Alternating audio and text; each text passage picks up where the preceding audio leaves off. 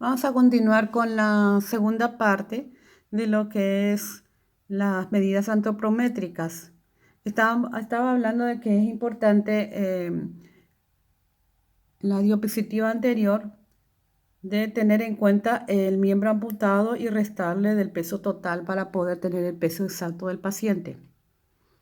Circunferencia de cintura o perímetro abdominal es muy importante para saber la distribución de grasa corporal. Eso mide la grasa abdominal, que es la grasa de riesgo, ¿verdad? O la obesidad central.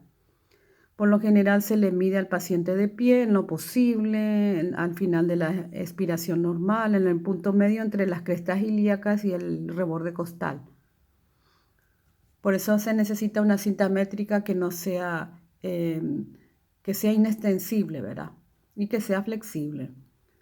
Entonces hay que colocar, ¿verdad?, en contacto bien de la piel sin apretar, tener en cuenta esas medidas y eso nos da una aproximación de lo que sería la obesidad abdominal. Ahí tenemos el punto medio. Con esto nosotros podemos evaluar si el paciente tiene una obesidad central.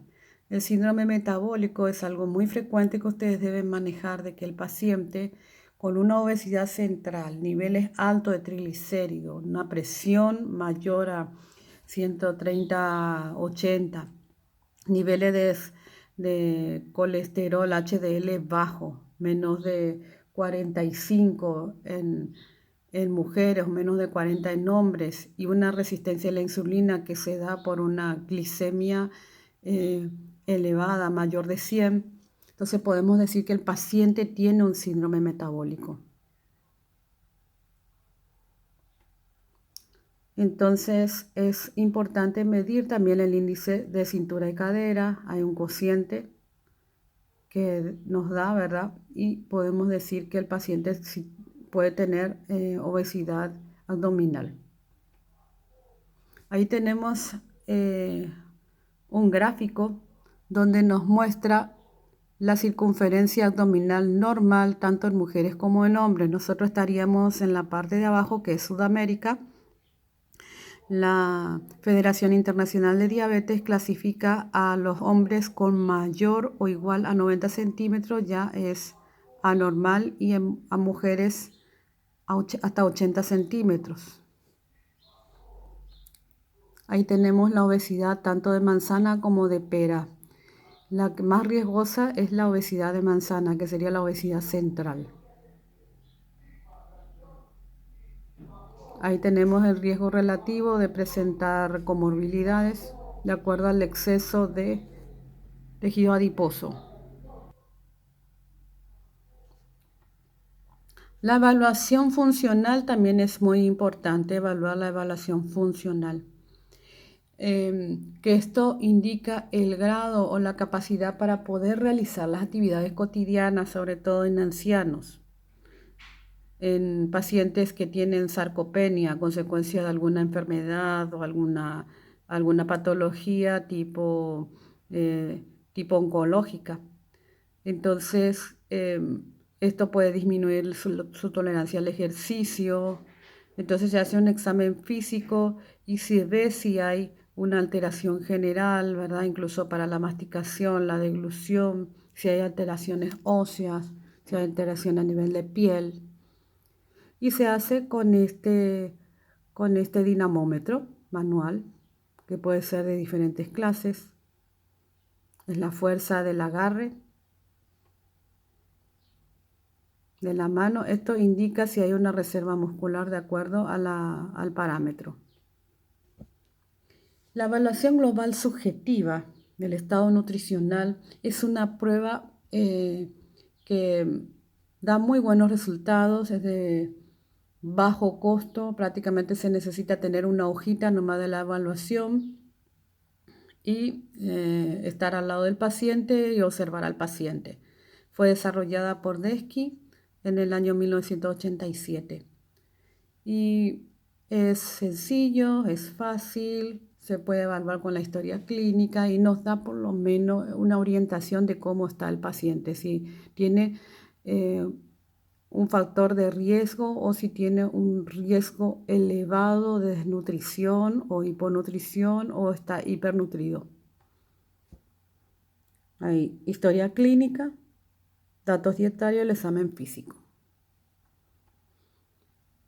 Se coloca en la hoja el diagnóstico de la hospitalización, los cambios del peso que se dio, se hace el cálculo de porcentaje de peso perdido, se le pregunta al paciente cuál es su ingesta alimentaria, si en los últimos 3 meses disminuyó su ingesta, si él puede manejarse por sí mismo, hacer las cosas por sí mismo, incluso ir al baño o caminar unos pasos. Como les dije, ¿verdad? Si presenta algún síntoma también gastrointestinal, tipo náuseas, vómitos, deposiciones líquidas o disminuyó el apetito. Y si se da cuenta de que incluso bajó de peso. Este gráfico ustedes lo van a recibir, les puedo ir traduciendo. Ahí se anotan los datos del peso, de la ingesta, de los síntomas en los últimos 15 días, si se maneja solo o no, los diagnósticos que hacen que pueda tener un estrés más bien elevado y el examen físico. En el examen físico está la pérdida de masa muscular a nivel de tríceps o del tórax. Se observa también si hay edemas en las diferentes partes del cuerpo y se va anotando. De acuerdo a cómo nosotros le encontramos al paciente, podemos decir A, si es nutrido, B, si está moderadamente desnutrido o tiene alguna sospecha de desnutrición y si está gravemente desnutrido en C. Estos son algunos de los parámetros que ustedes pueden tomar en cuenta al ver un desnutrido grave, la depresión ahí en el área suborbital, pérdida de grasa subcutánea visible, pinzar manualmente el tricipital, en la cara, la pérdida de la masa muscular en la región temporal. A nivel de la prominencia de la clavícula, ustedes pueden ver también en el hombro, hay una protusión del acromion, pérdida de la masa de la escápula. Ahí pueden ver mejor. Depresión entre el pulgar y el índice. Ahí ustedes ven esa pierna con una pérdida de masa que deja ver perfectamente los relieves óseos a nivel de rodilla, a nivel de la pantorrilla. Pueden ver también edemas en una desnutrición aguda por pérdida de proteína, citis o en región sacra. Ahí tienen el edema en región sacra, la citis famosa, a nivel de piernas, en manos. Ahí de acuerdo al edema, una pierna normal, si hay un edema leve y hay una deformidad o severo. Como les dije, ya les expliqué, ¿verdad? Que si el paciente está bien nutrido, se le hace en clase A. Si va a estar en B, si está moderadamente desnutrido, perdieron más del 5%. Y en C, si hay una pérdida severa y hay edema y la pérdida fue por lo menos de 10%.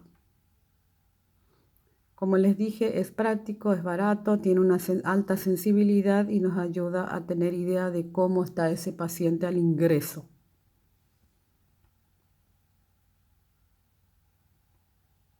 También existen parámetros bioquímicos que algunos son utilizados, otros no son tan exactos, pero son orientativos, como la albúmina, que a veces no es sensible a los cambios del estado nutricional rápidamente. La prealbúmina es la más sensible, aunque es un poco más costosa. Ahí tenemos la prealbúmina y el grado de desnutrición. Existen otros parámetros como la proteína ligada al retinol, la transferrina y el recuento de linfocitos, que nos dan las pautas si el paciente está un poco desnutrido, sobre todo en la transferrina, ¿verdad? Los linfocitos nos dan un parámetro de la inmunidad o la pérdida de inmunidad que está sufriendo el paciente. Ahí tenemos más o menos si hay una depresión leve, cuántos leucocitos hay, linfocitos, si es moderada o si es severa. Ahí tenemos, es una tabla, no hace falta que se sepan de memoria, pero para tener una idea de los valores normales, ustedes cuando vean un análisis de su paciente, si tiene menos de 3 de albúmina, ustedes pueden decir que ya está desnutrido, y menos de 2 si es severo. Ahí tenemos la transferrina también, menos de 100. Podemos decir ya que puede estar desnutrido. Y en la prealbúmina también, a partir de 23 ya podemos decir que está desnutrido. El balance nitrogenado es otro parámetro que se utiliza, ¿verdad?, para evaluar qué tan nutrido está nuestro paciente. Se hace por la diferencia entre el nitrógeno ureico y administrado por la dieta y el perdido por la orina en 24 horas. La verdad que no es un buen método porque tiene también sus limitaciones. Y ahí tenemos más o menos para decir que si en el balance nitrogenado sale que tiene mayor a 15 gramos de pérdida, es catabolismo severo. La bioimpedancia. Voy a hablar rápidamente. Estos son equipos para medir el porcentaje de grasa corporal o la composición corporal. Es muy interesante, pero son equipos un poco costosos. Es un método eléctrico y se basa prácticamente en la capacidad de los tejidos corporales de conducir una corriente eléctrica. Ahí tenemos más o menos el porcentaje de grasa normal que debe ser, ¿verdad? Y ahí tenemos en obesos que aumenta. Entonces, es un equipo que nos permite discriminar el tejido graso o la masa libre, ¿verdad?, de grasa o masa magra. Entonces, a veces, ¿verdad?, tenemos que tener en cuenta que el tejido graso tiene menos agua, se guarda deshidratado, en cambio el tejido muscular o magro tiene mayor porcentaje de agua. La ventaja que no es invasivo, ¿verdad? Es sencillo, es rápido y es fácil. Entonces, estos principios de conducción eléctrica nos ayuda a discriminar los tejidos ricos en agua y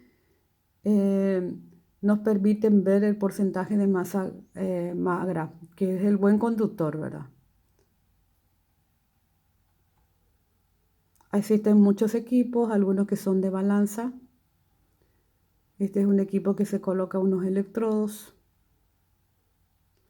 Hay que tener en cuenta a veces el paciente con mucho edema no se puede hacer este estudio porque pueden alterar los resultados.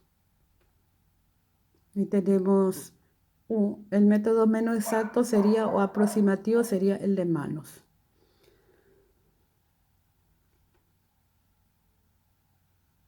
Bueno, para no aburrirle tanto, hemos terminado esta parte que se trata de la evaluación.